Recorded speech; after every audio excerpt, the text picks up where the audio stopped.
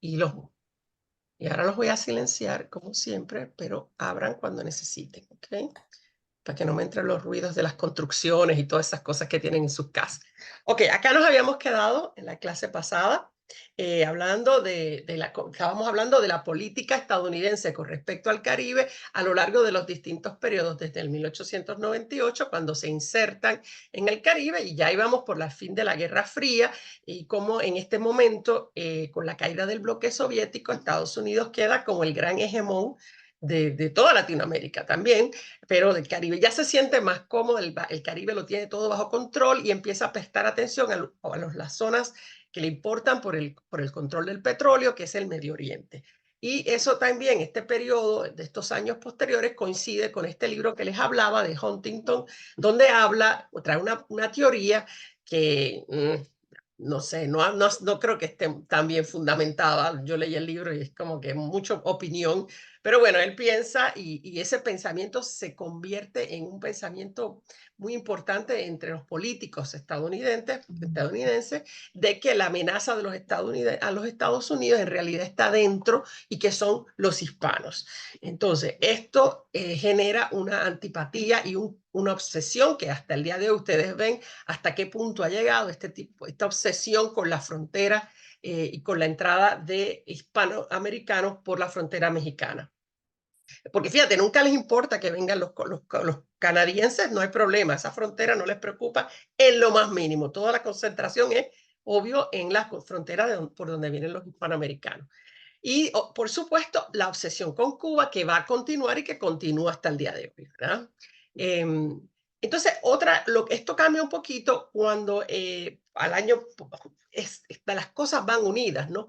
Poco después de ese libro, cuando sale el libro, empieza el libro a conocerse, empieza la propuesta, se celebra la primera cumbre de las Américas en Miami, y eso fue en el 94. Y allá se habla de este proyecto que es el ALCA en español, o el FTAA, que es el Libre Comercio de las Américas, y Free Trade Area of the Americas, que es lo mismo, es el ALCA, ¿no?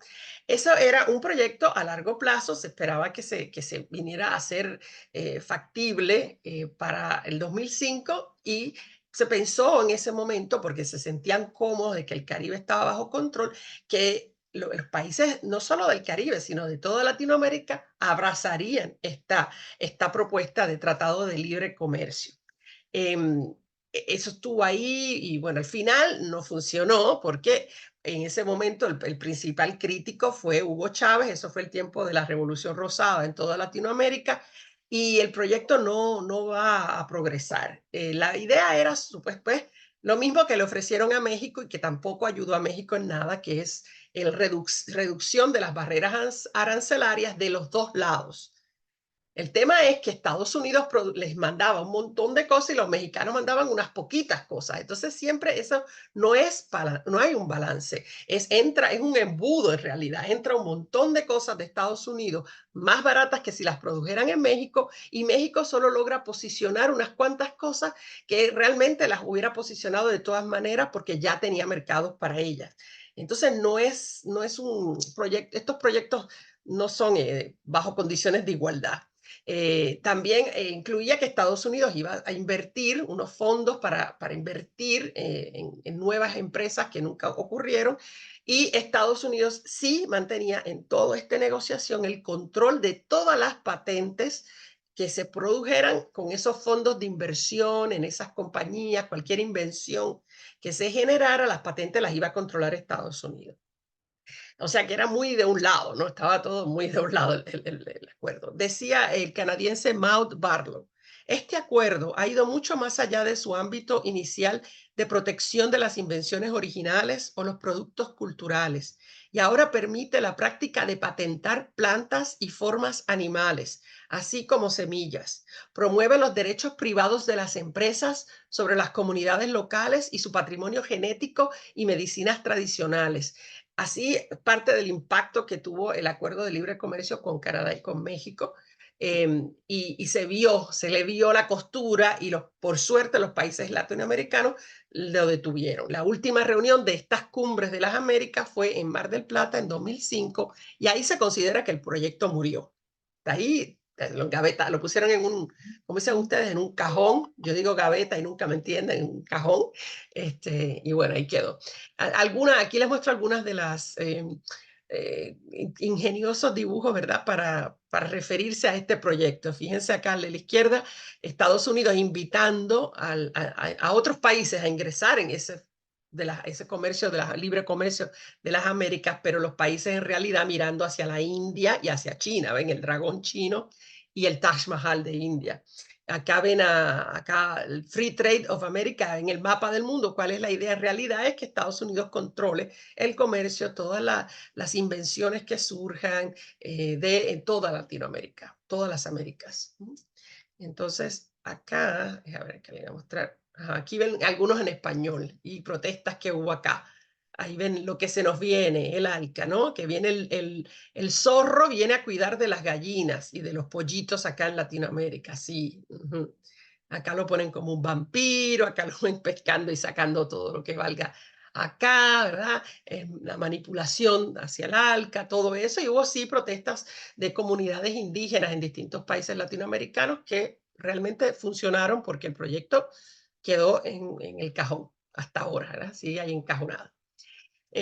Entonces, después de todo esto está ocurriendo y a la misma vez esta revolución cibernética que todos hemos vivido y que todavía no podemos, nos mantiene todos los días como que estamos atrasados en todo, ¿no? Cada vez surge otra cosa. Esa revolución tecnológica tiene un impacto en esas relaciones de todos los países del mundo, ¿verdad? Porque primero la globalización facilita que todos los inversionistas, la gente que tiene mucho dinero, hace montones de transacciones en distintos mercados financieros las 24 horas del día y la fuerza, el poder de esas corporaciones se multiplicó. A raíz de eso, los estados pierden poder frente a las multinacionales y en esa es que estamos ahora, ¿verdad? En esa lucha entre las corporaciones internacionales que tienen realmente el poder detrás de los políticos. Los políticos se escogen y administran, pero el poder no está ya tanto en esos estados nacionales, sino en esas corporaciones. Y eso tiene un impacto también en el Caribe. No es casualidad que ustedes saben que el deporte nacional de Estados Unidos, ¿saben cuál es? ¿No? A ver, ¿quién sabe? Aunque se lo pelea con otro, pero el tradicional de Estados El Unidos. béisbol. El El béisbol. béisbol, exacto, el béisbol. Todas las pelotas, bueno, hasta el otro día que yo revisé, todas las pelotas de béisbol que se usan en los Estados Unidos las hacen en Haití y les pagan una miseria a los haitianos por hacer esas pelotas. Son compañías estadounidenses, corporaciones internacionales que desvían a los lugares donde pagan menos para poder, ¿verdad?, tener mayores ganancias. Y eso es un claro ejemplo de toda la globalización y el efecto terrible que tiene en los países más pobres, que necesitan empleo de alguna manera y tienen que venderle el alma al diablo, ¿no? Esto no ha detenido, ¿verdad? Esto es desde el 50, o sea que incluye después la Guerra Fría y después, pero ahí vienen los años en que Estados Unidos ha participado en golpes de Estado, algunos de ellos exitosos, otros fallidos.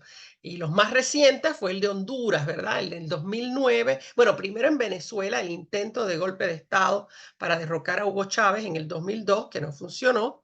Y otro más reciente es el de Haití, bueno, que ha habido tantos que vamos a ver luego acá. Y este fue el último, el que vamos a hablar eventualmente, de Jean-Bertrand Aristide, cuando fue depuesto. Era muy popular, un presidente haitiano muy popular. Y la más reciente es Honduras, ¿verdad? Donde, si se acuerdan, Obama era el presidente, Hillary Clinton era la secretaria de Estado y derrocaron al presidente Manuel Zelaya. Eso, pues, recién ahora es que la esposa de Zelaya es la que logra ser electa presidenta y bueno, pero fue una intervención directa de Estados Unidos. No soldados estadounidenses, pero entrenados directamente por Estados Unidos.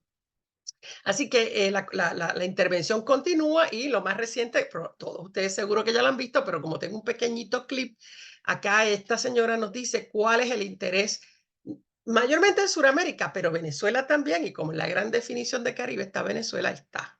Y ella lo dice claritísimo, son un par de segundos. ¿Por qué es importante esta región? El 60% del litio del mundo está en el Triángulo de Litio. Argentina, Bolivia y Chile tienen los recursos de Venezuela también con petróleo, cobre, copper, oro. gold. Creo que tenemos algo de competencia y justo aquí, muy cerca de nuestra patria, a como me gusta llamarlo, en la zona roja. Y nunca habíamos tenido una competencia igual antes. Tenemos que hacer las cosas un poco diferentes. Si hablo de mi adversario número 2 en la región, Rusia, quiero decir que tiene relaciones con los países de Cuba, Venezuela y Nicaragua, pero lo que realmente veo en otros 6 países, por cierto, es un total de 9 países que tienen equipos rusos y estamos trabajando para reemplazar ese equipamiento con tecnología militar de Estados Unidos. ¿Por qué es importante esta región? Con todos sus ricos recursos y elementos de tierras raras, tienen el triángulo de litio que hoy en día es necesario para la tecnología. El 60% del litio del mundo está en el triángulo de litio, Argentina, Bolivia, Chile. Tienen las reservas de petróleo más grandes, crudo ligero y dulce descubierto en Guyana hace más de un año. Tienen los recursos de Venezuela, también con petróleo, cobre, oro. Tenemos los pulmones del mundo, el Amazonas. También tenemos el 31% del agua dulce del mundo en esta región. Quiero decir, es fuera de lo común. Pero luego cuando hablas de comercio, el comercio es increíble. En cuanto a los actores estatales malignos que tenemos activos y muy activos, en la región tenemos una competencia, y yo diría que estamos con una competencia estratégica en el hemisferio occidental con la República Popular China. Para ver el aumento de inversión en el comercio, China pasó de 18.000 millones en 2002 a más de 450.000 millones hoy y en camino a que crezca hasta más de 750.000 millones en un futuro cercano. Tenemos mucho que hacer. Esta región importa, tiene mucho que ver con la seguridad nacional y tenemos que intensificar nuestro juego. Has a lot to do with national security, and we need to step up our game. Y bueno, ahí está clarísimo, ¿no? Ella, como la jefa del Comando Sur, ella habla de lo que les interesa. Y el tema es que estamos otra vez como una especie de guerra fría en donde Estados Unidos está tratando de sacar de aquí ahora a Rusia y a China, de nuestras regiones, incluyendo al Caribe. Y bueno, la agresividad continúa. Los nuevos rivales entonces serían esos, capaz que India se une en el futuro cuando esté un poquito más tecnológicamente desarrollado. Y Estados Unidos tiene sus problemas internos que no le están ayudando a parear, ¿verdad?, su presencia en el Caribe con la presencia de los chinos y la presencia de los rusos. Y es que esos países, los rusos, la población de Rusia y de China, sobre todo de China, son más ilustrados, más educados, tienen más alto nivel de educación que los habitantes de Estados Unidos en general. Estados Unidos, aún la gente que va a la universidad, son ignorantes del resto del mundo. Y le digo yo que enseñé en la universidad, ya hay una gran ignorancia y esa ignorancia se convierte en miedo. Lo que hay es un miedo al resto del mundo porque no se conoce. Son muy provinciales, piensan todavía que el resto del mundo depende de Estados Unidos, pero que Estados Unidos no necesita a nadie, lo cual es bastante estúpido porque Estados Unidos importa montones de cosas de China. No sé si han visto las noticias que Estados Unidos ahora está tratando le dio una orden a TikTok, a la compañía, no TikTok, a la compañía que es dueña del TikTok, de que les da, creo que son 2, 3 meses para que se lo venda a un estadounidense o si no, lo van a eliminar de Estados Unidos. Buena suerte con eso, porque los americanos adoran TikTok, así que no sé, no sé cómo piensan hacerlo, pero bueno, es como un golpe, como una demostración de fuerza ridículamente superficial, ¿no? China, en el Caribe, China está muy bien posicionada, mantiene relaciones comerciales con todos los países del Caribe y lo importante es que no invierte en armas, no trae armamentos, no trae militares, sino que invierte en infraestructura, ciertamente mucha infraestructura de puertos, que es una de las cosas que más le interesa para poder colocar sus productos en los mercados, y también mucha de educación, también mucha, incluso aquí han construido recién en Casaballe, yo vi que construyeron una escuela, por ejemplo, ese tipo de inversión. Dale, Ernesto. Dime. Ernesto, abre tu micrófono, que no te Hola, escucho. buenas tardes. ¿Qué tal? No, me hiciste acordar, Ligia, una anécdota. Sí, Una vuelta vinieron unos chinos, hará ajá, cuestión de 4 años, ajá, cuando se implementó más la lucha comercial esta que estás contando entre China y Estados Unidos, Ujú, vinieron unos chinos, una misión china, a darnos unos cursos yo trabajaba en el Ministerio de Ambiente, a ujú, darnos unos cursos en el Ministerio de Ambiente. La cosa es que extraoficialmente los chinos hablaban en inglés con nosotros. ujú, En el mano a mano hablaban en inglés con nosotros. ujú. Pero cuando estaban haciendo el curso, cuando estaban dando el curso, Ajá. por una orden del gobierno chino, no podían hablar inglés, ¿Y qué tenían que hablar hablaban? en chino. En Chile tenía un traductor. Y un traductor que traducía Mm, al español. ok, ok. Pero ellos hablaban en inglés con nosotros. Ujú, qué raro, Pero ¿verdad? tenían la orden de no hablar inglés por el problema que tenían con Estados Unidos. Mm, qué loco, ¿verdad? Muy extraño, Locazo. sí. Y bueno, capaz es porque los estaban filmando o algo así mientras estaban dando el curso, capaz que tenía que ver con Y eso, tendrían temor, sí, de que alguien fuera a ¿verdad? decir algo, pero No sé, ¿verdad? No sé, fíjate que raro. inclusive en la interna, hablando con ellos, nos dijeron que Ujú, el problema era que el gobierno chino les prohibía ujú. hablar oficialmente en inglés. Ok. Bueno, yo sé que en Uno de los problemas 2012, que hay con las ajá, inversiones chinas ajá, son que respetan poco o nada las leyes sociales, ¿no? mm, Fíjate todo el lío que tiene el Zunca con unas obras que están haciendo los chinos para ujú, la UTE, el anillo conector, ¿no? sí, ya.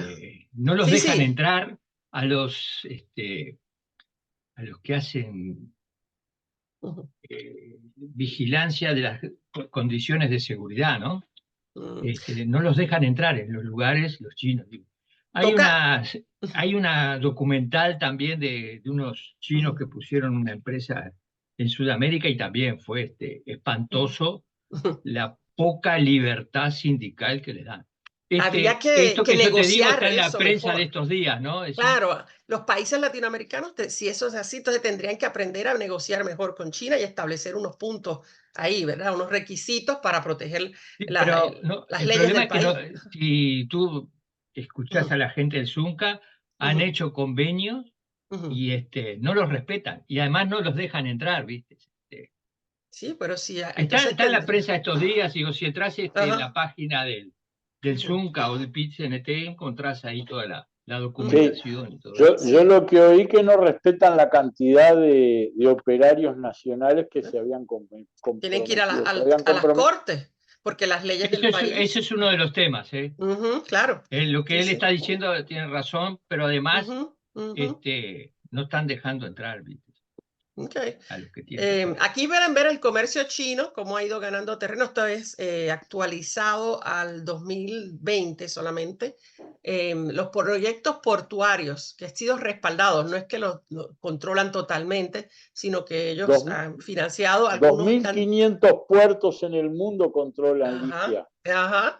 Aquí ven nada más los que estaban terminados son los que están marcados en rojo y en amarillo están los que están en proyecto o están anunciados hasta el 2020.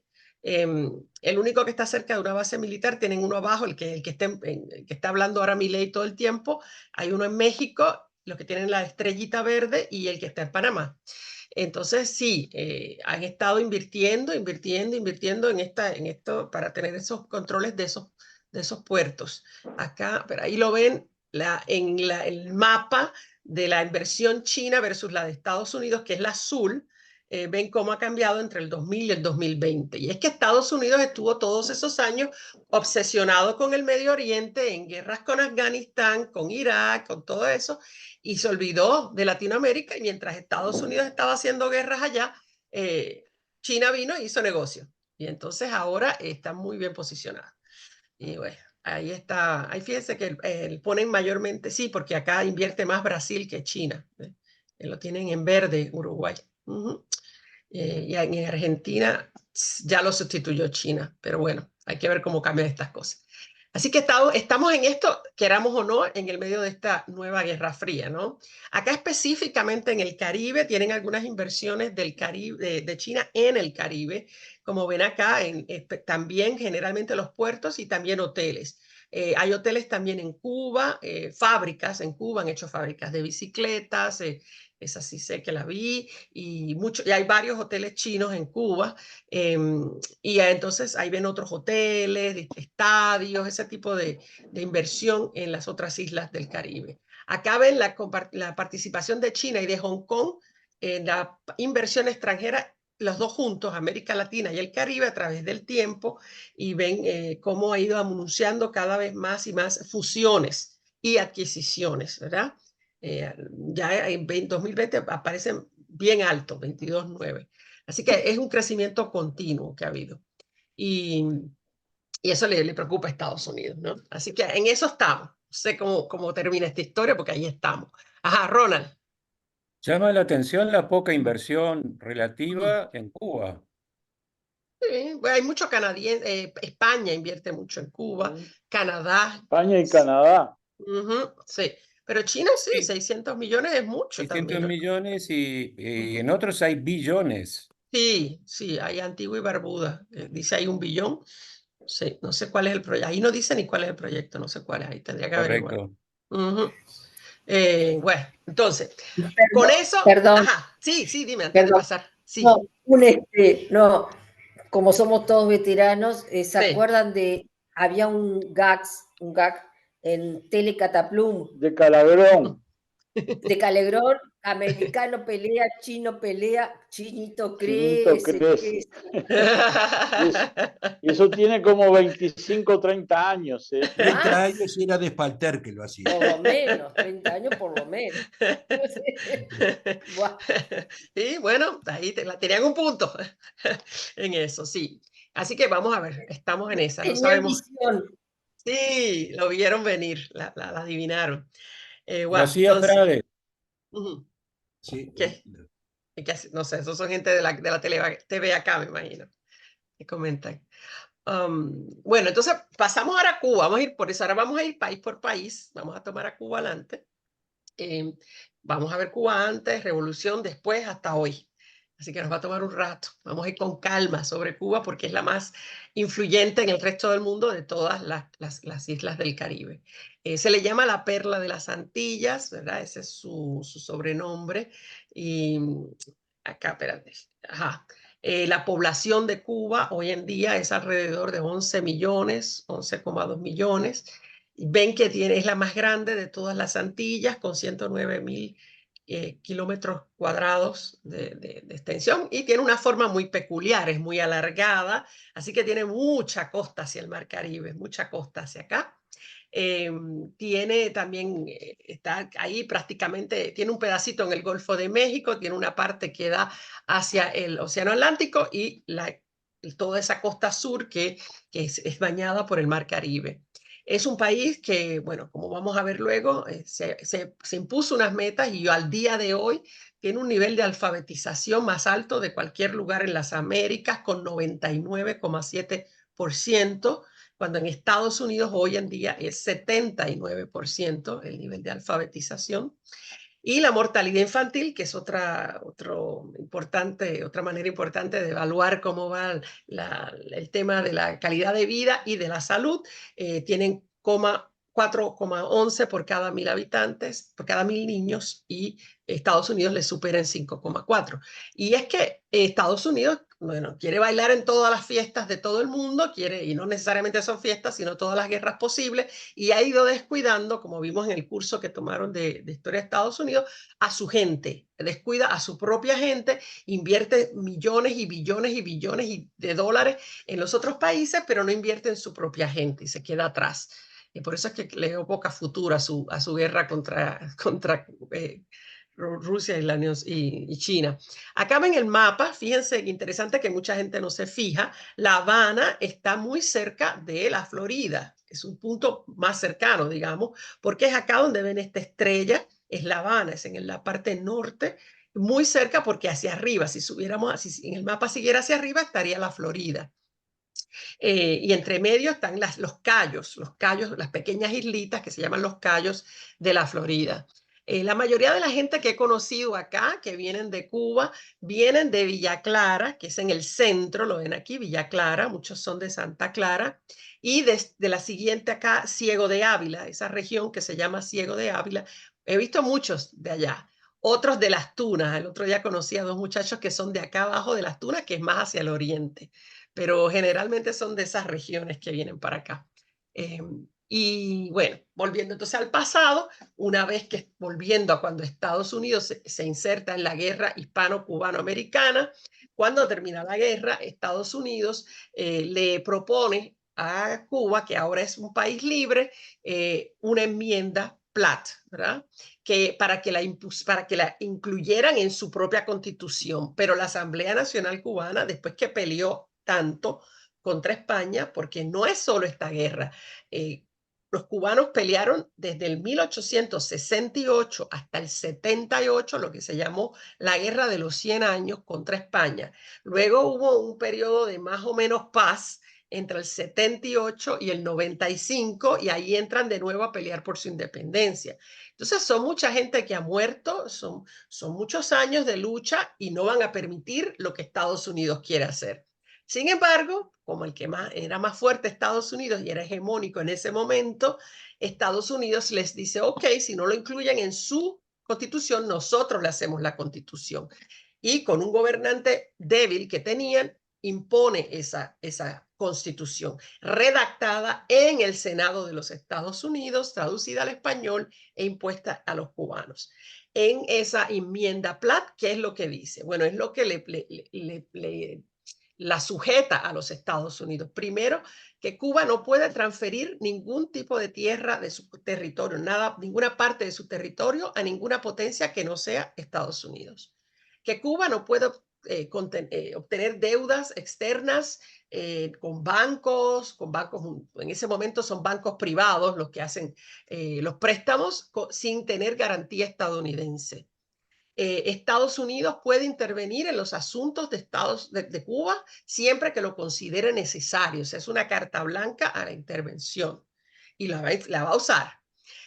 Tampoco Cuba puede negociar tratados comerciales con países que no sean Estados Unidos o que Estados Unidos les dé aprobación. Y Cuba les vende o arrienda, en realidad fue al final arrendamiento a Estados Unidos de las tierras que Estados Unidos necesite para establecer sus estaciones carboneras y navales.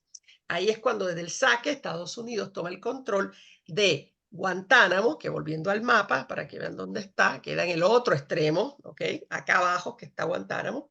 Este es no, aquí en este mapa, espérate, que yo no lo estoy viendo completo, no marca directamente a Guantánamo, sí, está acá, que no lo tenía tapado, está aquí en la costa, en la zona oriental, de la costa oriental. Abajo a la derecha está. Sí, el extremo último, y es muy cercano al próximo país que es Haití. Esa está ahí, lo que le separa de Haití es un estrecho.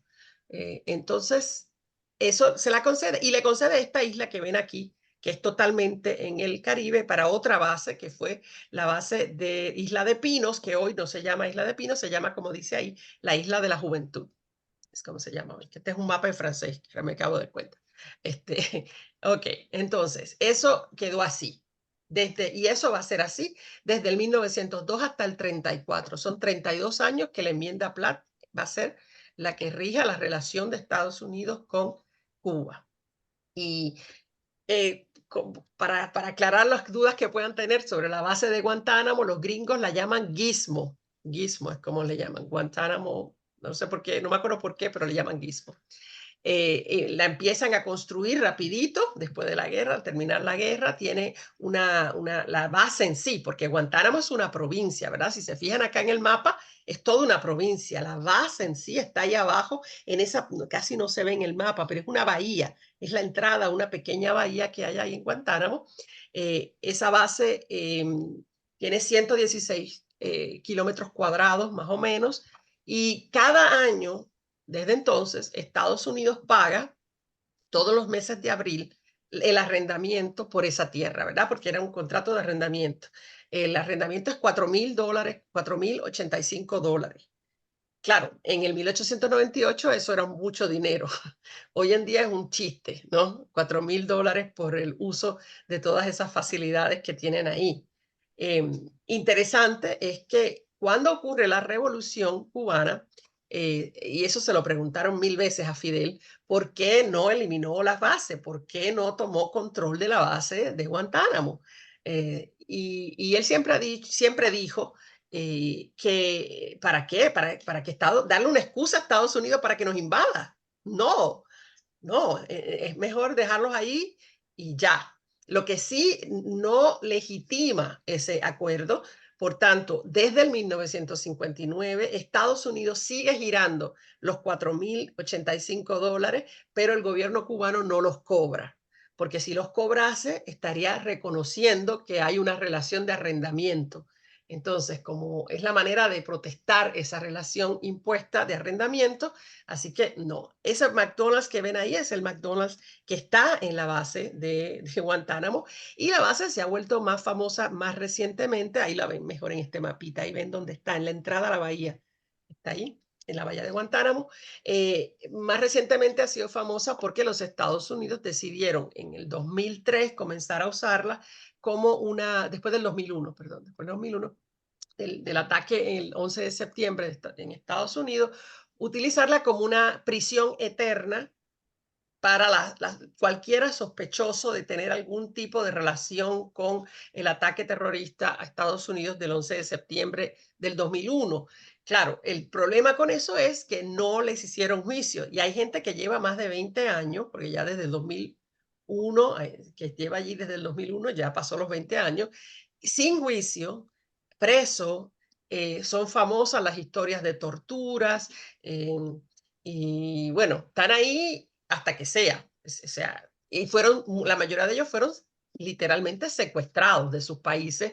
O sea, no fue un procedimiento de extradición, no hubo una acusación formal en un tribunal, una petición de extradición como se supone que ocurra, sino que fue una operación de la CIA de capturar a estas personas, traerlas a Guantánamo, ponerlas en esas jaulas. Son todos mayormente musulmanes, gente del mundo musulmán, del Medio Oriente y de otros países también, los capturaban en otros países también, y al día de hoy siguen muchos de ellos ahí. Algunos de ellos han ido liberándolos poco a poco, pero todavía están ahí. De hecho, acá en este país fueron, creo que 6 u 8 que vinieron acá, que fueron cuando el presidente Mujica conversó con el presidente Obama y lo convenció de que le concediera poder sacar a 6, creo, u 8 de ellos, que los trajeron acá en ese tiempo, y bueno, estuvieron un tiempo, algunos...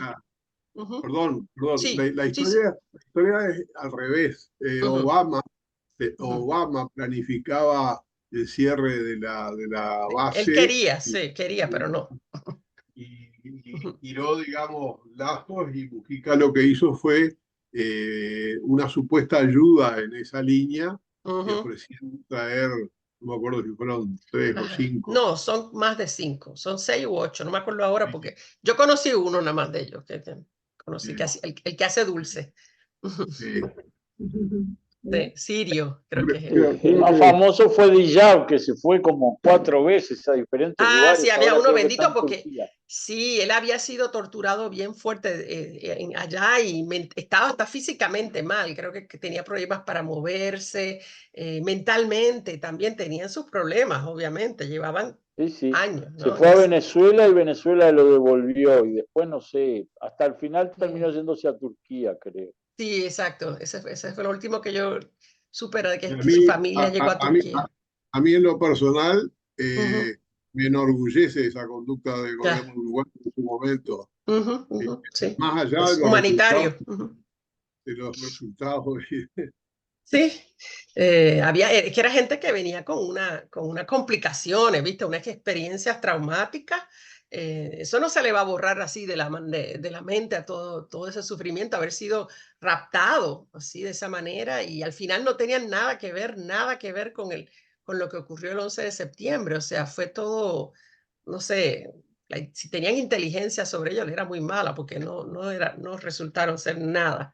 Bueno, la cosa es que ahí Guantánamo ha vuelto a las noticias después por eso, y de vez en cuando vuelve y se menciona, ¿cierto? Obama dijo, vamos, en la campaña que iba a cerrar Guantánamo, y muchos se lo creímos. Y después nada, porque él no tiene el poder para cerrar Guantánamo. Bueno, podría sacarlo, sí, él puede, porque él es el comandante en jefe de todas las Fuerzas Armadas, él podría liberar a esos presos, pero no lo hizo. Él quería cerrar la base y para eso necesitaban dinero, para el transporte de todo eso, y no lo hizo en los primeros 2 años, donde tenía mayoría en Senado y Cámara, y cuando trató de hacerlo después no tenía mayoría, y la Cámara de Representantes no le asignó el presupuesto que él quería, y ahí quedó. Yo no sé, yo no lo conozco personalmente. Obama, obviamente, a mí me huele a que no tenía tantas ganas de cerrarlo nada, que fue una de esas cosas que se dicen en campaña. Esa es mi opinión personal, no tengo ninguna base, es una sensación que tengo, pero los hechos son que no la cerró, punto. Eso fue lo que pasó. Entonces, claro, después que Estados Unidos establece esas reglas de juego, donde tiene ese control básicamente de todo el comercio, ¿verdad? De Cuba, porque todo tiene que ser aprobado por Estados Unidos, ahí eso le abre las compuertas y salen todos estos empresarios estadounidenses que, como vamos a ver luego, van a Cuba y van a Puerto Rico también, y empiezan a comprar barato, tierra, comprar, con la intención de producir en Cuba caña de azúcar y tabaco, que era lo que le interesaba a los mercados de Estados Unidos, era la caña de azúcar y el tabaco.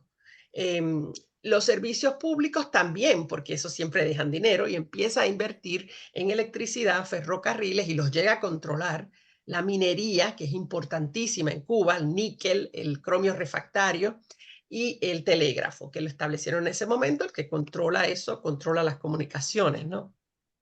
Y entonces ahí específicamente en las refinerías de azúcar, que se llaman centrales en Cuba, interesante, en Cuba le dicen los centrales, en Puerto Rico le decimos las centrales, pero es lo mismo, la refinería de azúcar. Fíjense cómo va aumentando. Para el 1914 controlan 38% de la refinería, ya en 5 años más tarde ya tienen 65%, y para el 24 ya tienen 74%. Así que más del 60% de las importaciones de azúcar de Estados Unidos las reciben de Cuba. Otra parte las reciben de Puerto Rico, reciben de otros países, pero el 60%. Es una relación que se vuelve también indispensable de parte del mercado estadounidense, ese azúcar que necesitaba de Cuba. Y lo triste con todas estas inversiones, que suena como que, qué interesante, inversiones, crean empleos, sí, pero el problema es que crean empleos mal pagados, temporeros, ¿verdad? Sin ningún tipo de protecciones sociales, y todo el capital que se produce en estas compañías se extrae, se manda a las compañías matrices que se encontraban en los Estados Unidos. Así que no se reinvierte en el país, en el futuro de los habitantes del país, no. Ese dinero se va. Se le llama por eso corporaciones ausentistas, porque ni siquiera tienen oficina en el país. Nada más tienen empleados y sacan todo, sacan las materias primas y sacan el capital que se produce ahí. Ya para el 1905 ya estaban controlando las minas que les comenté, de hierro, también hay de cobre, cromio, como les dije, níquel luego, y todos esos servicios que podía, además de todos los bancos. Viene la banca estadounidense, se establece, y bueno, ahora son uña y carne, como decimos en mi país. Acá creo que le dicen uña y mugre. Y por supuesto, ¿quién va a llegar? ¿Quién es el que invierte más en el azúcar si no es la United Fruit Company, ¿verdad? Que se conoce más en Centroamérica por las bananas, pero en Cuba el negocio es el negocio del azúcar. Es la misma corporación que tiene distintos. En Hawái es la que controló un tiempo la piña, la ananá, ¿no? Que se produce allá. Ahí ven algunos de los posters a favor o en contra de bananas, que es la marca de las bananas de Chiquita. Entonces, Estados Unidos, después que ya Cuba es supuestamente independiente, como ellos tenían el derecho a intervenir en los asuntos de Cuba cada vez que lo estimaran necesario, lo van a hacer. Y rapidito, porque ya en 1906 se quedan por 3 años con una intervención militar por un presidente que no obedeció. En el 1912, una revuelta de los negros en la isla, que no eran negros esclavos, eran negros libres, pero que hacen una revuelta por sus derechos como trabajadores, y Estados Unidos interviene otra vez en el 1917, una revuelta liberal. Siempre Estados Unidos clama que, como dice siempre, que está ahí para proteger la vida y las propiedades de los estadounidenses que vivían en la isla, los que trabajaban y controlaban las corporaciones. Y bueno, la última gran antes de la revolución es el 1921 y 23, que es cuando había bancos cubanos que también se abrieron con capital estadounidense, con permiso de Estados Unidos. Y cuando la mayoría de esos bancos quebraron, recuerden que esos son años 1921-23, eran años después de la Primera Guerra, pero cuando esa Primera Guerra genera ingresos, pero después cuando termina la guerra, las economías no estaban preparadas para entender que después que se acabara la guerra todos iban al fondo. Y bueno, hubo problemas y ahí vuelven a invadir. Cada vez que los intereses de Estados Unidos se ven amenazados, Estados Unidos interviene. En esa invasión de 1921 se le llama las guerras de la banana. Es una de las guerras de la banana. Son una serie de guerras que ocurren entre el 98 y el 1934 en distintos países que Estados Unidos va a intervenir. Cuba es uno, y Panamá, como les pongo aquí, Honduras, Nicaragua, México, Haití y República Dominicana. Todas serán invadidas en algún momento por Estados Unidos. Sobre esto hay un libro que uno de ustedes el año pasado, cuando estudiábamos historia de Estados Unidos, los que estaban, lo consiguió online. No me acuerdo quién fue, pero está online el libro, todito PDF. Es muy interesante, lo escribió un general de Estados Unidos, Smedley Butler, después que ya no es general, y se llama War is a Racket, la guerra es una estafa, donde él divulga todo, cómo estas guerras que supuestamente eran por razones políticas, ni siquiera era por eso, era todo razones económicas. Entonces él explica todo ese proceso. ¿Y qué era lo que había ocurrido? Que en Cuba, en 1921, hay un déficit de presupuesto de 446 millones de dólares.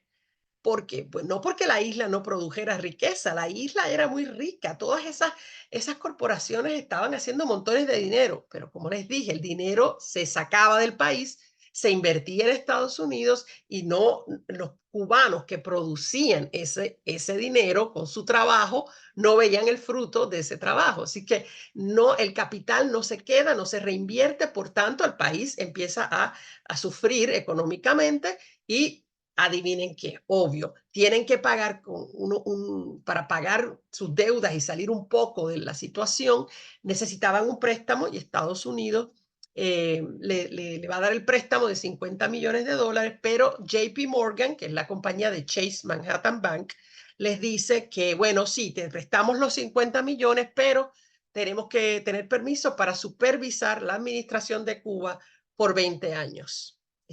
A través de las fuerzas estadounidenses que van a estar ahí presentes en representación de los intereses de JP Morgan, Chase Manhattan.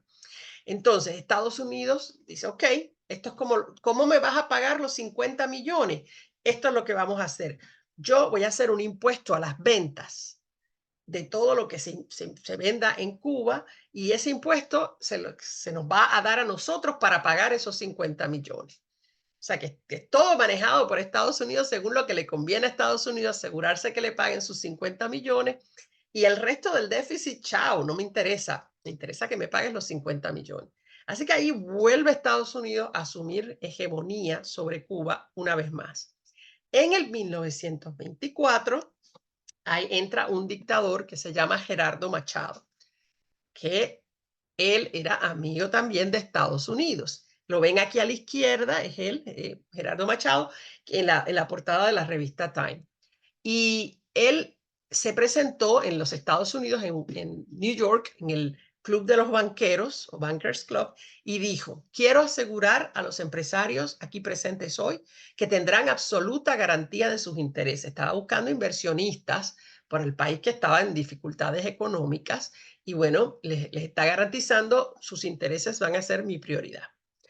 Ahí él gobierna desde el 25 y hasta el 33, ¿verdad? Con oposición, pero con mano dura, controlando todo. Pero en el 1933 fue demasiado, ¿verdad? Como las dictaduras todas, llega un momento en que la gente dice, ya está. Y empiezan una serie de asesinatos políticos, los estudiantes universitarios empiezan a hacer huelgas, los trabajadores hacen huelgas. Él cierra la Universidad de La Habana para que los estudiantes no puedan protestar. Cualquier alusión a lo que está pasando en Estados Unidos ahora con las protestas estudiantiles no es pura coincidencia, es la manera que muchos hacen para controlar la opinión. Todo eso se va convirtiendo cada vez más complejo, sobre todo la parte de los trabajadores en huelga. Uno de las organizaciones líderes de ese movimiento sindical fue la Central de Trabajadores Cubanos, que era socialista, siempre había sido socialista. La gente, le pongo ahí lo del mito, porque mucha gente después dijo que después de la Revolución Cubana se volvieron socialistas. No, el socialismo ya estaba en Cuba desde mucho antes de todo, antes de la Revolución y todo eso. Eran socialistas de la Central de Trabajadores Cubanos. Y ellos, esa gente va organizándose, los distintos grupos, y organizan una rebelión. Y lo interesante es quién es el líder de esa rebelión. Ah, bueno, es un sargento del ejército, que lo ven ahí en la foto, en la época, que es Fulgencio Batista, que lo ven ahí en el centro. Fulgencio Batista es el líder de esa rebelión. O sea, él está peleando del lado de los socialistas, del lado de los trabajadores, del lado de los estudiantes. Y bueno, después va a virar, va a dar la virazón, como pasa muchas veces. Este hombre es una mezcla, lo van a ver en sus facciones, y él siempre tuvo estaba muy consciente de eso y negaba ser negro, pero van a ver en sus facciones que es una combinación de negro, sí, tiene de español, no es negro, pero tiene de negro y tiene de chino, lo van a ver en sus ojos, ahorita van a ver otras fotos de él. Cuando Machado sufre este golpe de Estado, es una rebelión con un golpe de Estado, se sale del país y se va a Estados Unidos. Eso es en el 33, ¿ok? Y aquí entonces, en el 33, ahí lo ven, este es Fulgencio Batista, aquí a la izquierda, ¿ok? Con otros líderes de este movimiento que logró terminar con la dictadura de Machado. Y después de este periodo, o sea, entre el 33 y el 40, va a haber distintos presidentes. Ninguno es Fulgencio Batista, pero todos saben que tienen que contar con Fulgencio Batista, porque para entonces ya él es el comandante del ejército de Cuba y no es posible gobernar sin tenerlo de su lado, puesto que ya él comandó una rebelión, ¿no? Entonces ya él tiene un nombre, tiene una importancia, tiene unos seguidores. En ese tiempo, Batista odiaba a los Estados Unidos. Lo expresaba. ¿Por qué? Porque su padre había sido un trabajador, ¿verdad? Un hombre pobre, trabajador en una plantación azucarera de la United Fruit Company. Y dejó el pellejo y sufrió y se enfermó y él vio todo eso. Entonces él tiene una relación mala con Estados Unidos, pero todo el mundo tiene su precio, como sabemos, ¿verdad? Eso no va a ser para siempre. Cuando se asume el poder, cuando el presidente Machado se va, el que queda como presidente es el tercero que ven en esta foto de arriba, el de la derecha, que ven que no es un militar, es un intelectual, es un profesor universitario, el doctor Ramón Grau San Martín. Y él será presidente, pero por poco tiempo. ¿Por qué? Porque era socialista, ¿verdad? Le dije que Batista estaba de este lado, en este momento del lado de los socialistas.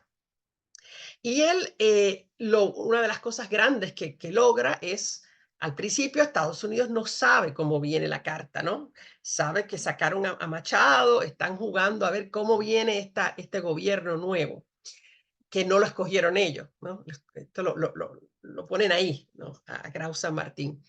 Y Grau San Martín aprovecha ese momento y logra un acuerdo con Estados Unidos, que es la eliminación de la enmienda Platt, toda excepto el derecho perpetuo a Guantánamo con pago de renta. Eso siempre quedó, que queda hasta el día de hoy. Pero sí logra cosas como la jornada laboral de 8 horas, salario mínimo para los cortadores de caña, como les pongo acá, más derechos sindicales y se inició, pero ahí fin nada más, la nacionalización del sistema eléctrico y un poquito de reforma agraria, pero un poquitito porque fíjense que él gobierna desde el septiembre del 33 hasta enero del 34. Así que no dura mucho que digamos el hombre, ¿verdad? En pocos meses aprueban todas estas cosas, pero Estados Unidos se alarma porque va muy rápido para su gusto y le indica aguante. Se comunican, ¿verdad? Directamente con él, le piden, vamos con calma, él se niega, él insiste y entonces hay contra él un golpe de Estado también. Entonces lo sacan a él en enero del 34, ¿ok?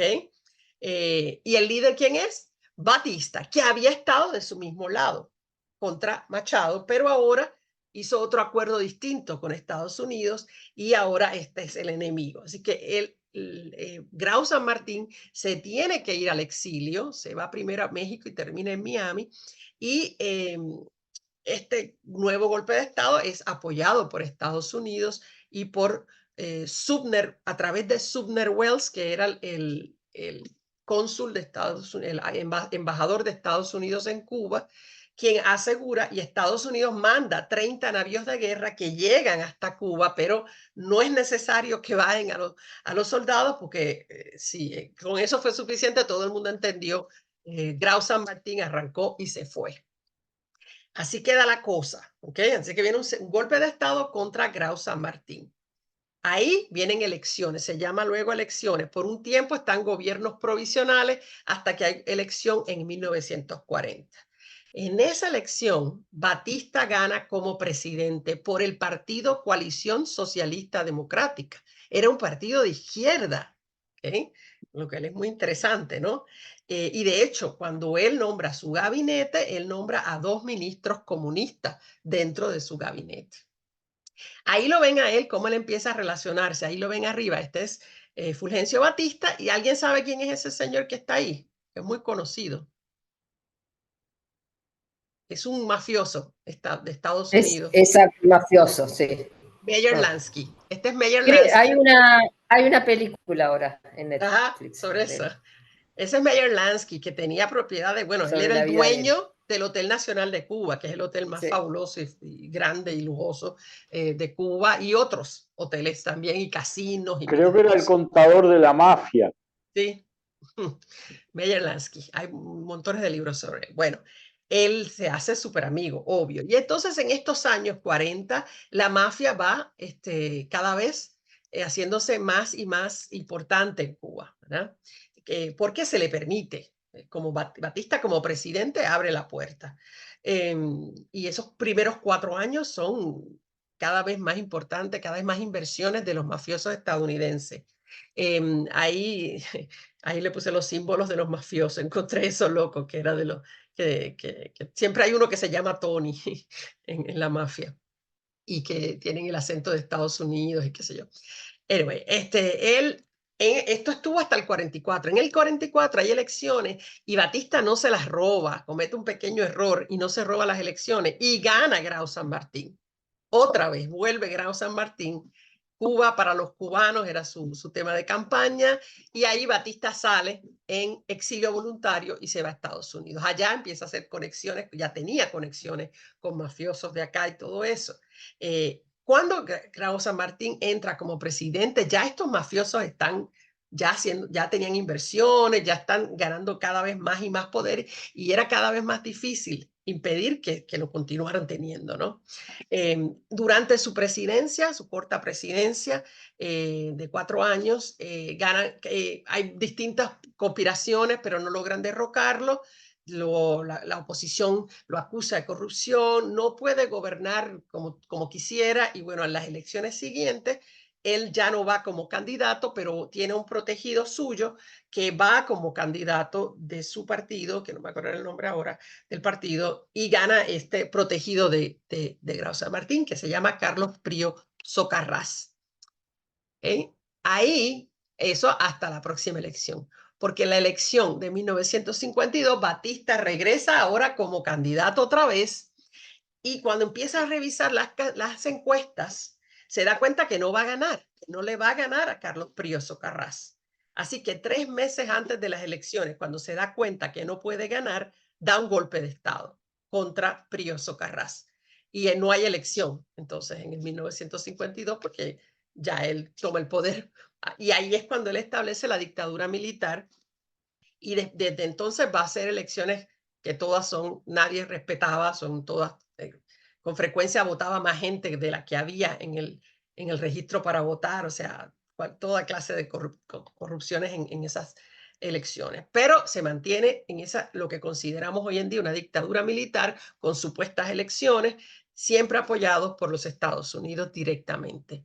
Entre otras cosas, suspende el derecho a la huelga para poder tener paz, lo que se llama la paz la paz de los mercados, ¿no?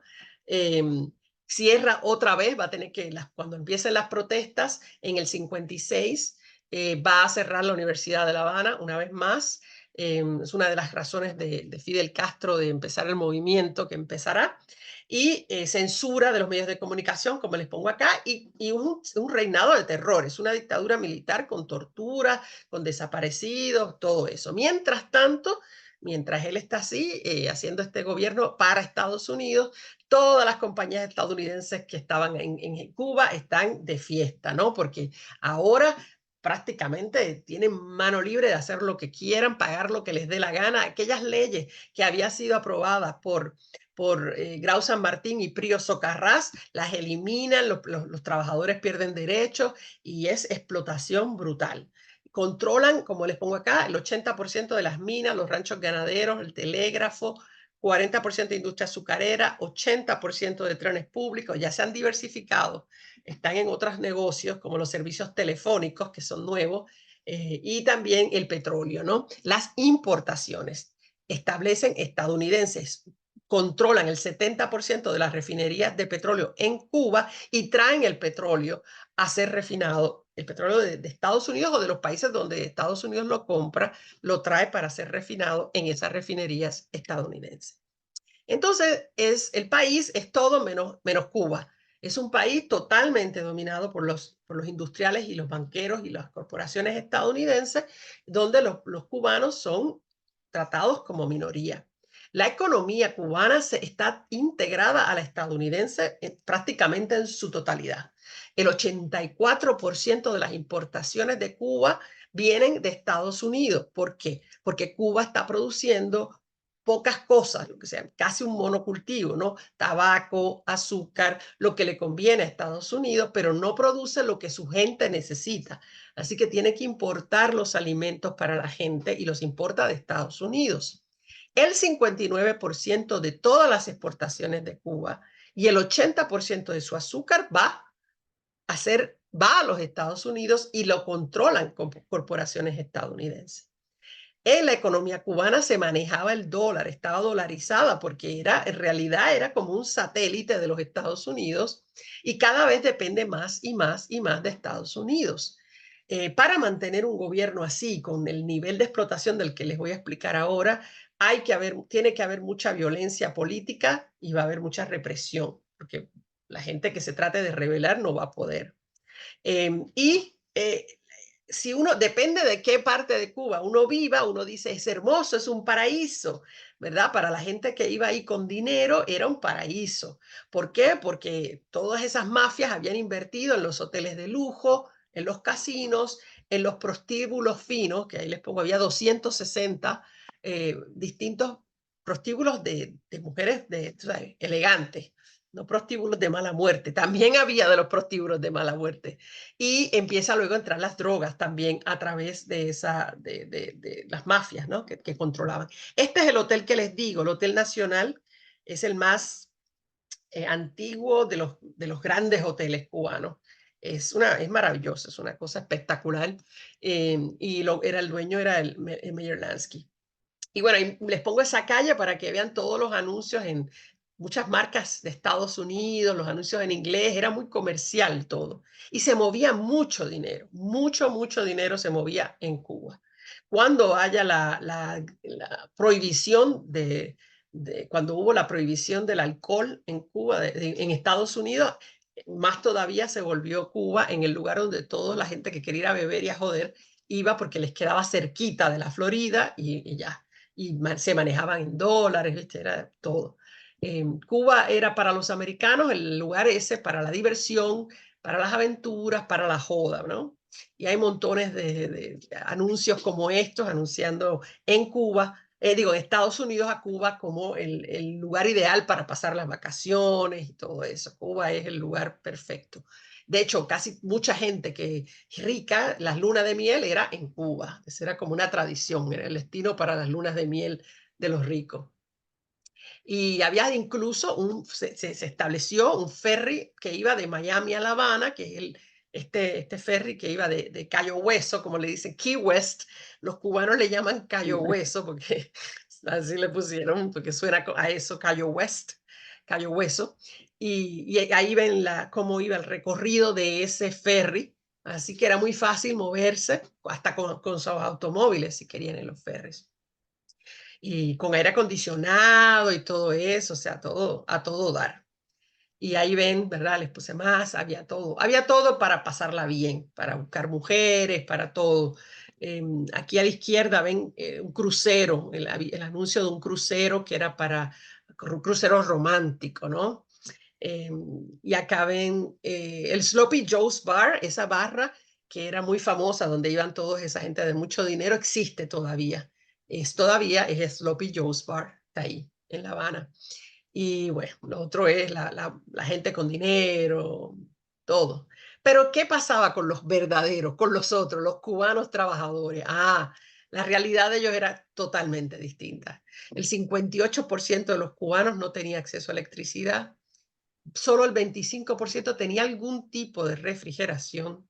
15% tenía agua corriente, agua del caño, agua corriente, o sea, solamente La Habana. 28% solamente tenía retrete dentro de las casas. El 23% no tenía ningún retrete y los entre medio tenían retrete fuera de la casa.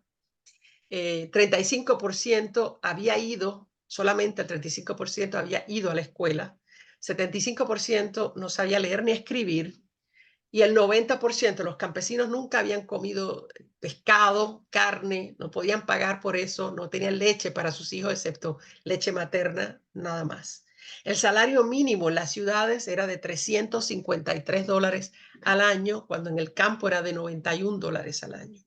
Entonces era un país con mucha riqueza, pero con mucha desigualdad y con mucha pobreza en el resto de la isla. Y eso tiene todo que ver con la revolución que se va a organizar, ¿verdad? Porque había un sentimiento de la injusticia que se estaba cometiendo contra los que producían la riqueza que los otros despilfarraban en estupideces. Y eso es lo que va a dar pie a la revolución cubana, que es lo que vamos a hablar un poquito, nada más presentar un poquito el tema. La revolución cubana, que es una revolución bastante corta, 56 al 59, pero que la ponemos, del 56 es que empieza, que desembarcan Fidel y sus hombres, pero empieza antes, ¿no? Y eso es lo que le quería dar adelante. Nada, esto porque encontré esto y es muy curioso, muy gracioso. Es una carta, se las voy a traducir, que el presidente, que Fidel Castro escribió cuando él estaba en la escuela. La maestra les dijo, escriban cartas a los americanos, la maestra de inglés. Él estudiaba en un colegio privado. Él era hijo de un hombre que tenía una pequeña hacienda, o sea que era un niño privilegiado. Y él iba a un colegio donde aprendía inglés. Y le mandan a escribir esta carta al presidente de Estados Unidos. La maestra, no era que le iba a enviar la carta, la maestra les dice, escriban una carta al presidente de Estados Unidos. Y la carta dice, presidente de los Estados Unidos, si usted quiere, mándeme un billete verde americano de $10 en la carta. Porque yo nunca he visto un billete verde americano de $10 y me gustaría tener uno de ellos. Mi dirección es, y él le pone señor Fidel Castro, se pone el señor Fidel Castro, Colegio de Dolores, que era el colegio donde estudiaba, Santiago de Cuba, Oriente Cuba. No sé mucho inglés, pero sé mucho español. Y me imagino que usted no sabe mucho español, pero que sabe mucho inglés, porque usted es americano, pero yo no soy americano. Es un niño que está escribiendo, Orio. Muchas gracias. goodbye, en vez de escribir adiós, verá, es goodbye, adiós, su amigo Fidel Castro, y firmó ahí lo más loco, y le puso una notita. Si usted quiere hierro para hacer sus barcos, yo le puedo enseñar las minas más grandes, las minas de hierro más grandes del mundo.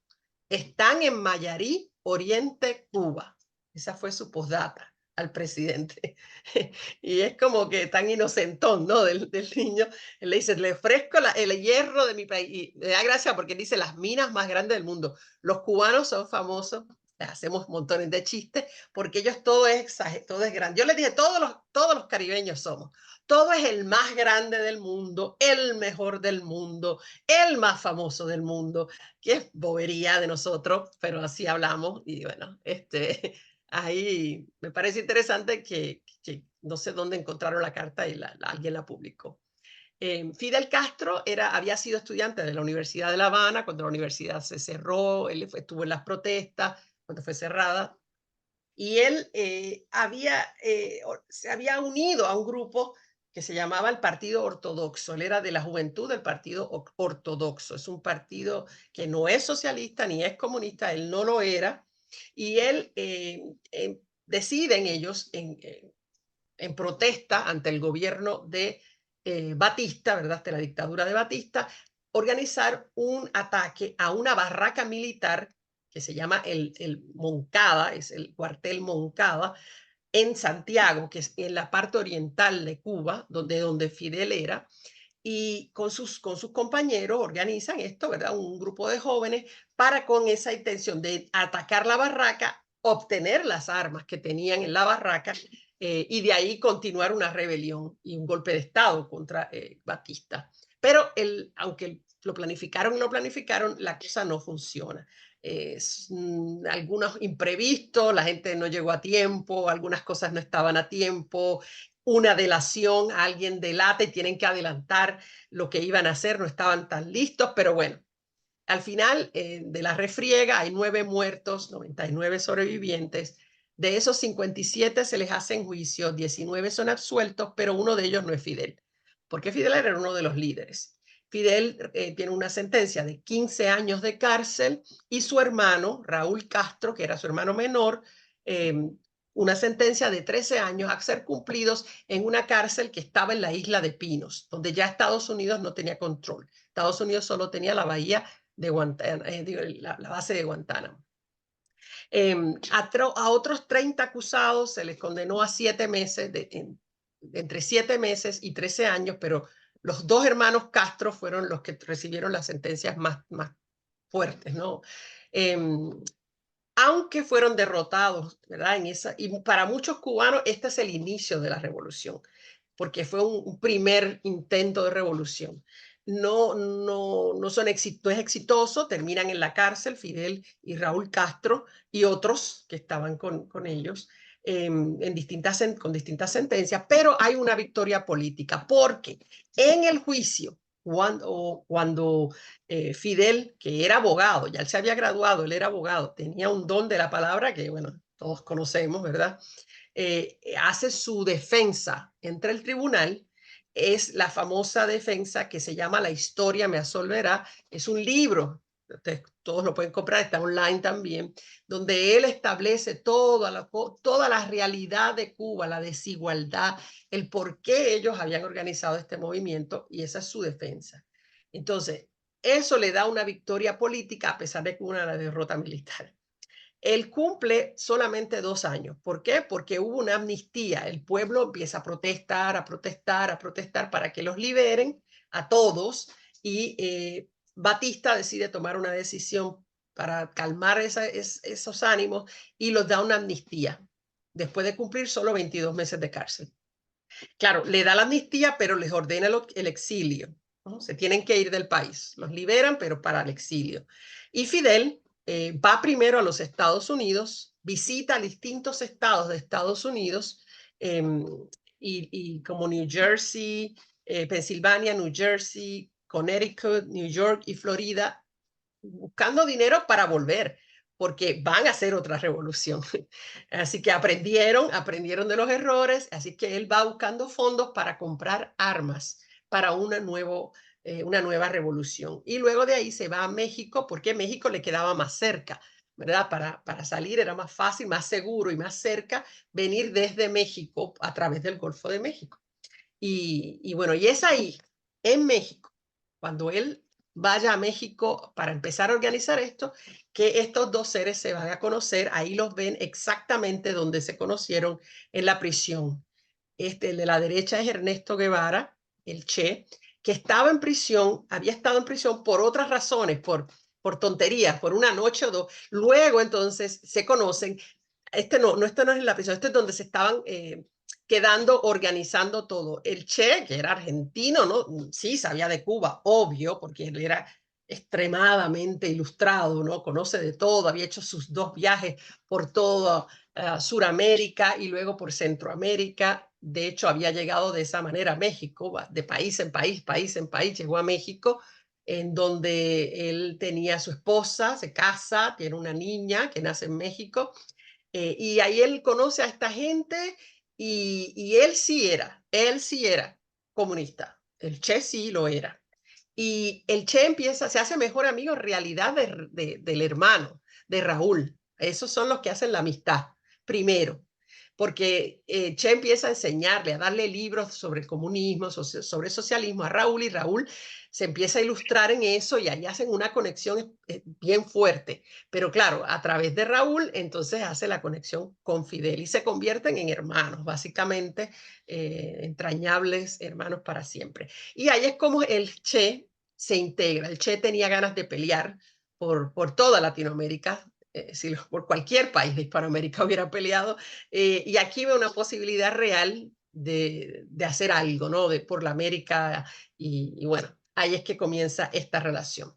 Así que quería presentarle esta parte. La clase que viene vamos a ver cómo ellos desde México organizan la revolución y cómo empieza esa revolución y cómo la van llevando, porque va a ser algo, un estilo de revolución parecido un poco a lo de Mao, porque él leía mucho de Mao, Che, los libros sobre la guerrilla, cómo pelear en guerrilla, eso va a ser útil para el Che, pero también lo va a tener que adaptar a Cuba, ¿no? A la realidad de Cuba y las montañas de Cuba y la realidad de una tecnología de guerra que Mao no tuvo que enfrentar, ¿no? Que van a ser, por ejemplo, los bombardeos aéreos y otras cosas por el estilo, ¿no? Que va a tener que adaptar.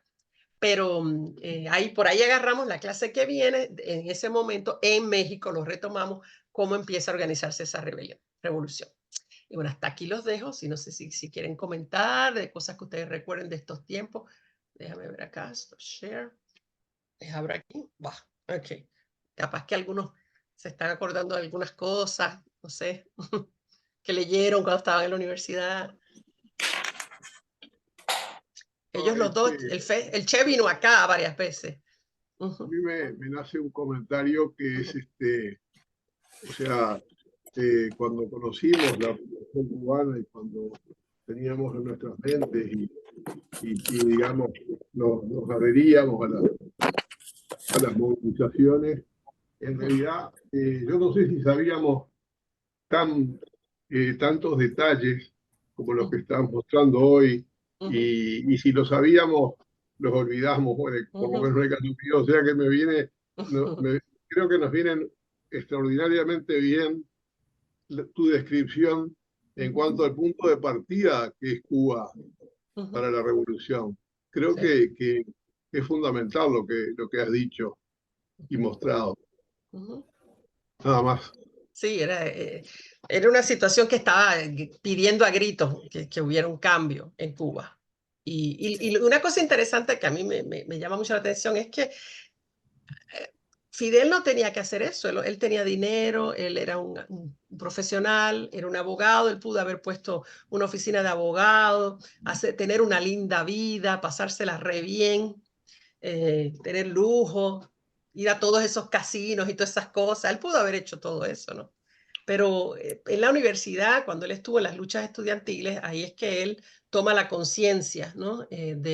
de lo que estaban pasando los campesinos. Aunque ellos no tienen ellos saben los números, pero nunca han vivido cerca de los campesinos. Por eso cuando la revolución empiece en las montañas de Cuba, ahí es que ellos, incluyendo a Che, que había visto mucha gente pobre, Che tenía más experiencia viendo gente pobre de cerca en su viaje que hizo, que ustedes conocen, ¿no?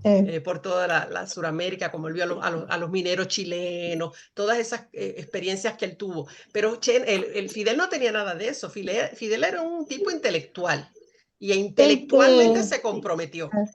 ¿Cómo? Pero el Che Guevara también tenía una buena, económicamente estaba muy bien, era médico, o sea, se estaba para recibir de médico, y económicamente no tenía problema. Pudo haber tenido una linda carrera médica, Son tranquilo. elecciones que se hacen en la vida, y bueno, se va por Pero otro él lado, siempre ¿no? fue arrojado, el Che siempre de chiquito fue arrojado, siempre le gustaba ser el que más hiciera en el deporte, jugaba rugby, con asma, era un tipo que siempre era como que jugaba con la muerte, siempre, y sabiendo que estaba enfermo se obligaba a hacer más cosas. No sé si han leído los diarios de motocicleta de él y todo eso. Él se forzaba. Yo recién acabo de leer ahora el que escribió Granado, Alberto Granado, que lo conseguimos lo conseguimos en una librería en Lima. Es el diario de Granado, que es la misma historia, pero vista por Granado, que era su compañero de viaje.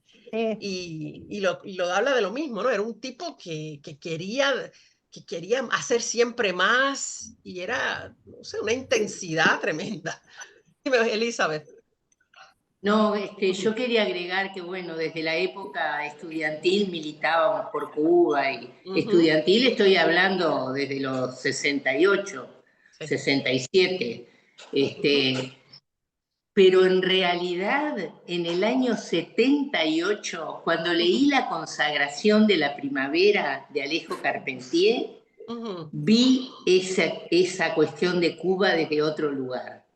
Sí, ese no lo conozco, esa novela, La consagración de la primavera. Es excelente, La consagración de la primavera, Alejo Carpentier. Fue publicada en México en 1978. Y es muy disfrutable. Y habla sobre la revolución. Capaz que ahora es vieja. Bueno, pero a mí en su momento me fascinó. No cause la misma impresión ahora. Claro, probablemente, sí, ¿verdad? Sí.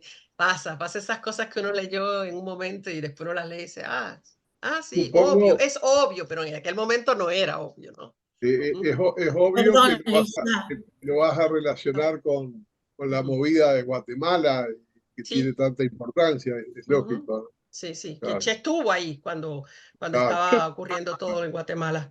Sí. ¿Quién quería hablar? Silvia. Graciela. Perdón, solo sé levantar la mano. Silvia, ok, dale Silvia y después Graciela, dale. No, solo decirle a la compañera que cuando alguien me pregunta cuál es mi libro preferido, siempre digo que es La consagración de la primavera. No, ya me despertaron la curiosidad. Voy a tener que decirle que me lo consiga.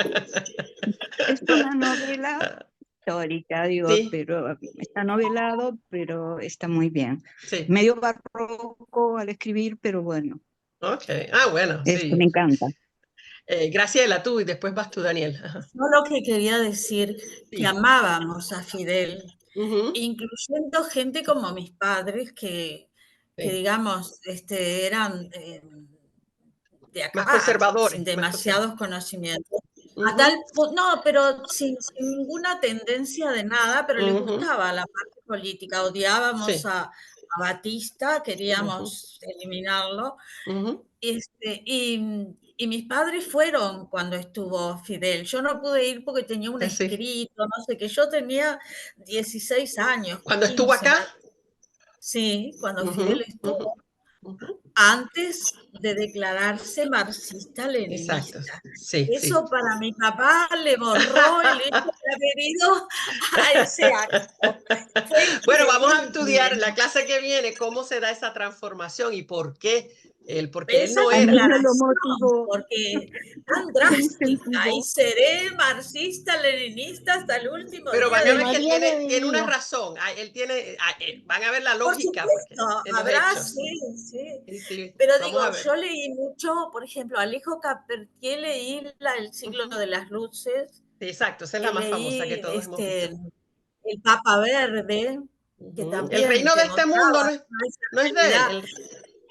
El reino de este mundo es de él. No me la acuerdo. banana y la United Fruit. Sí. Pero no me acuerdo en este momento, pero varios autores era entre los jóvenes, El digamos, recurso del había método también estaba bueno de Carpentier. Me gustó. Sí, no, por supuesto, eran brillantes. Pero digo, en este país al menos la juventud se interesó mucho en No, y en los Fidel, Estados en Unidos todo también, lo porque que hizo. él va a ir a Estados Unidos y va a ser un éxito total cuando él fue a La Habana y todo eso. Vamos a hablar de todo eso después que termina la revolución. ¿Verdad? Se convierte en un símbolo también de resistencia y de esa burguesía que está comprometida con hacer los cambios, ¿no? Porque él era burguesía. Entonces, como suele pasar tantas veces en la historia, ¿verdad? Las revoluciones las guían la burguesía. Para mí Los dos son burgueses. y para claro. mis amigos, Sí. perdón, el Che Guevara, para mis amigos y para fue más visible después de su muerte, porque fue tan infame esa muerte que nos conmovió, pero ya Fidel, bueno, él ya se había separado de Fidel cuando lo matan, ¿no? No, separado no, o sea, se había ido de separado Cuba. no, pero había venido a Bolivia a luchar, a Claro, seguir pero, luchando. pero antes de ir a Bolivia, Porque vamos a ver, él fue a Cuba y de Cuba es que va a Bolivia. Él estuvo en Cuba, pasa que estuvo Sí, bueno, pero quiero encubierto. decir, él iba a seguir con sus ideas y con sus... Él quería pelear, el Che quería pelear, punto. Eso era, él era un guerrero, Bueno, era lo que era. me están tocando un timbre. Sí. Bueno, nos vemos. Dale, ok. Daniel, dime. No, tú hacías un comentario recién de que tanto Fidel como el Che podían haber llevado otro tipo de vida, ¿no? Por su posición de conocimientos intelectuales. Sí. Acá también pasó con muchos tupamaros, ¿no? Sí. Que tenían buena posición económica y buena posición Gandhi, por ejemplo, si piensas en gente como Gandhi también, un abogado también, sí. Son gente que sus ideas van por encima de su potencial económico. Sí, para mí eso me despierta mucho respeto. Quería, de alguna manera, reivindicar a todos los que lo han hecho, claro. Claro, de acuerdo. Yo quería contar una anécdota que me hizo acordar recién la compañera. Yo no me acuerdo si estaba en primero o segundo año de escuela, pero lo tengo grabado como una fotografía. Y fui al cumpleaños de un compañero de clase. Y cuando apagó la torta, dijeron, bueno, pensá en los deseos, viste que siempre se hace eso. Y de repente levanta la voz y dice, soy y seré comunista, leninista, porque había un reclame, una publicidad. ¿Pero cuántos años tenía los niños? Primero de escuela es ¿cuántos años? 6, 7 años. Oh, ¿viste? ok. Estamos hablando del 60 y pico, ¿no? Y había un cura, me parece, una cosa así. No sabía, lo querían callar la boca, el gurí seguía hablando. Nunca, la escuela nunca más lo vi. Pero me quedó esa imagen, ¿viste? De la desesperación de los padres y todo. Sí. La revolución cubana al principio no es comunista, no es socialista, es una revolución de pueblo, ¿no? Es una revolución contra un dictador. Ya está, es una revolución popular. El cambio viene después, que lo vamos a ver en la clase que viene, qué es lo que hay detrás de eso, qué fuerzas los van guiando en cierta dirección en lugar de la otra. Porque vamos a ver que el primer lugar que Fidel visita después de ganar la revolución, de que se termina la revolución, es Estados Unidos. Fíjense que cuando él sale en exilio, ¿a dónde va? A Estados Unidos. Él tenía ese interés de una relación con Estados Unidos. Es que no se le va a dar y vamos a ver por qué, ¿no? pero... Estaba haciendo memoria que tiene que haber sido en el 61 o en el 62. El niño hizo su declaración. Claro, ahí justito fue que Fidel, creo que fue en el 61 que hizo su afirmación de que iba a ser así. Lo pasaba mucho por la radio ese discurso, por eso. Sí, bueno, y ahora la compañera cuando lo nombró me hizo acordar. No, que Fidel también tenía una manera de hablar que bueno, la gente estaba horas, literalmente, ustedes saben, que eran discursos de 4 horas, de 6 horas, hay discursos hasta de 8 horas, y el hombre ahí no paraba. Imagínate, qué bueno que no fue abogado de corte, porque imagínense, estaría días y días y días y días ahí en la defensa de los... en Puerto Rico tuvimos un abogado así que la gente no se fue de la corte y pasaron la noche y siguió hasta el otro día el abogado en su alegación. Y es famoso ese abogado porque estuvo 10 horas, creo que fue, sin parar, y la gente ahí. Y la gente no salía ni a comer, se quedaron ahí. Imagínate, hay que tener una manera de hablar que te atrape de uff. Súper, aunque sea salir a comerte alguna cosita. Así que sí, vamos a ver un poco de eso y cómo desde el principio hay un aura todo alrededor de Fidel, ¿verdad? Que tiene que ver también con la cultura cubana, que es una cultura mucho más de santería. No sé si ustedes tienen otras cosas acá, no sé si es lo mismo, Ubanda y qué sé yo qué, ¿cómo es que se llama otra? Algo parecido suena, Umbanda. Umbanda se considera una religión. Ajá, Ubanda, ¿no? O sea, y hay otra. Creo que es reconocida a nivel del Estado como una religión, creo. Sí, y no sé si será lo mismo que la santería. Yo creo que son primas hermanas por ahí. Ay, digo, me parece que usan la santería. Son sincretistas. Sí, sincretismo de catolicismo con religiones africanas, ¿no? Sí. Y así, entonces Cuba es muy santera. Son las religiones que trajeron los esclavos, mezclada con catolicismo. Con el catolicismo que le metieron acá. Exacto, entonces era el modo que tenían los esclavos de poder mantener sus dioses. Mantener sus dioses. Sí, era como que podríamos decir católico. Muy bien que dijiste la palabra atrás, porque ellos lo veían como si estuviera detrás de la Virgen tal, y ellos al que están viendo es a Changó o a cualquiera otro, a Oshun, Yemayá. Sí, por los colores, a veces los asociaban por los colores del vestido de la Virgen más tal y más cual. No es religión, Umbanda. No es religión, ¿verdad? No es religión. Ni la Quimbanda. Oh, wow, ese no conozco. Yo sé que allá se llama santería en Cuba. Y los que van a Cuba van a ver, y acá se ven también la gente que está en algún proceso de que le monten un santo, se llama montar un santo, y se visten todos de blanco. No sé si los tienen que haberlos visto alguna vez. Gente vestida por la cabeza de blanco. Así vestidos de blanco son los que van cuando Yemayá. Son gente que están en un proceso de recibir a un santo que le van a montar en la cabeza, porque el santo entra por la cabeza. Bueno, la cosa, a lo mejor al final nos da tiempo de hablar de estas cosas que yo aprendí bastante de eso. Pero el cubano cree todo eso, aunque sea católico. Cree en todo eso, cree en las fuerzas de la naturaleza. Y cuando Fidel... Vamos a ver que cuando él se pare a dar su primer discurso, después que gana la revolución, se le monta una paloma blanca aquí y se le queda ahí, parada. Tiraron unas palomas y la paloma vino para donde él. Eso fue un símbolo fuertísimo en Cuba, fuertísimo. Y va a haber otro momento en la historia de Cuba que él dando otro discurso, otra paloma para Catán se le sienta acá, se le pone acá. Que eso se ha hablado muchísimo y que los santeros en Cuba todos los años se reúnen al final del año para dar las predicciones del año que viene según los caracoles. O sea, allá la cosa es bien seria, ¿ok? Así que para ustedes capaz que les suene muy loco, pero allá es muy importante. Acá tienen un gran número de adherentes. También. Están perdiendo gente en las iglesias evangelistas, estas nuevas, que son, o sea, no sé si religión o más bien sectas, pero todavía se mantiene. Sí.